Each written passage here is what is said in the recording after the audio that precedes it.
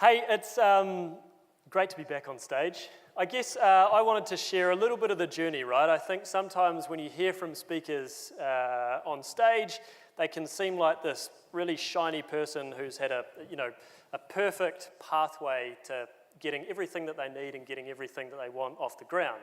And in actual fact, every single one of us experience big challenges, vulnerabilities, hardship along that journey. So one of the briefs that we've given our speakers is to share some of those big challenges and learnings and insight along the way. It's working, great. So I grew up in a tiny little town on the west coast of the South Island called Granity. Has anyone ever heard of Granity before? West coast of the South Island, it's about as rural as it gets. I guess beach down the backyard, bush over the road. My mum raised my two sisters and I largely, so when I was about 8, my parents split up. Mum was a nurse, solo mum, raising three kids, tough gig, right? Tough gig. And I kind of grew up playing every sport you can imagine and adventuring, and I wasn't super into school.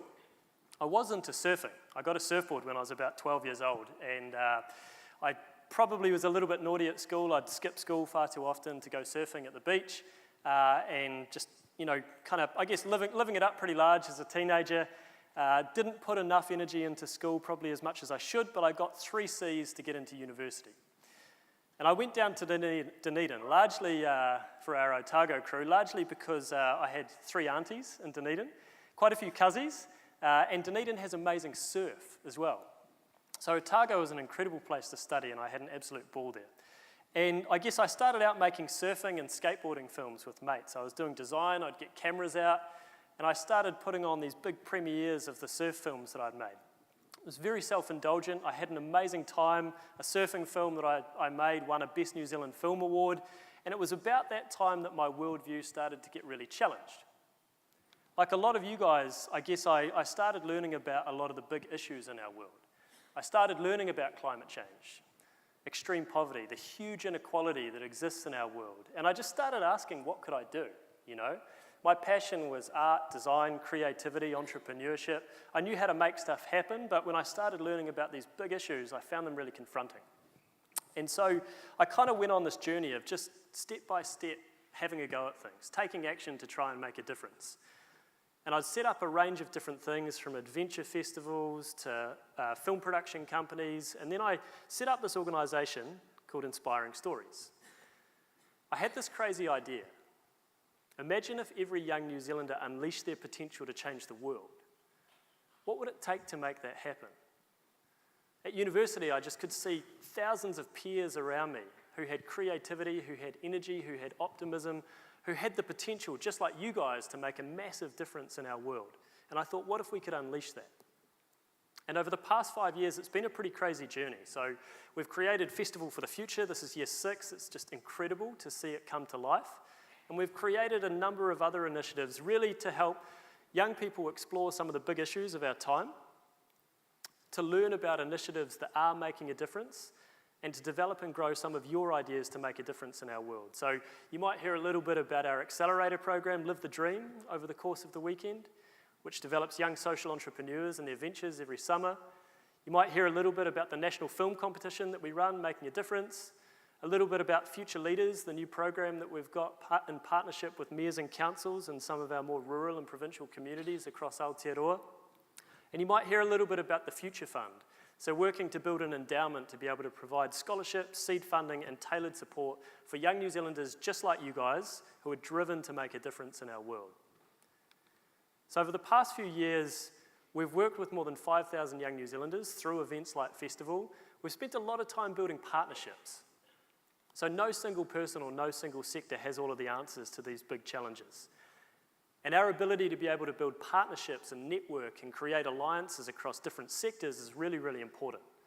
So we've spent time building relationships with a range of organisations, as you can see, who help us pull together the festival, with the idea that we can help young New Zealanders who are driven to make a difference in our world to be able to stand on the shoulders of giants. So I talked about hardship, and it hasn't been smooth sailing, right? So there's always ups and downs on this journey. And in 2014, I put a lot on the line to run our very first time pilot for our accelerator program, Live the Dream. And at the same time, a couple of things didn't quite line up. There's always risks and unknowns in this game. And we had our toughest quarter on record, right? We had basically no money in the bank. We had to shrink back down from having a team to just me, had to move out of the office. Most people in that position would have walked away. It was a really, really hard place to be.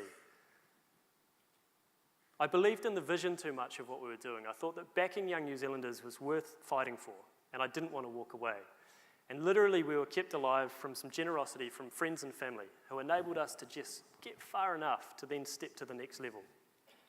We went from absolute rock bottom to then run our first festival in Auckland, to run our Live the Dream Accelerator program in 2 cities. The week that wrapped up, I won the Young New Zealander of the Year award. And the week after that, we were awarded a significant chunk of money from the Ministry of Youth Development to help us grow Festival and Live the Dream to make them more accessible. So it's pretty amazing how you can go from absolute rock bottom and be in a very dark place, and through some support, perseverance and resilience, everything can change. I just want to give a massive shout out to my board, the Board of Inspiring Stories, who are here with us tonight. These guys are kind of like my bosses, who I report to, and also to our team, our Inspiring Stories crew here, who have poured their heart and soul into making this festival happen. Shout out to you guys. You're amazing, and I'm so humbled and inspired to be able to work with you guys every day.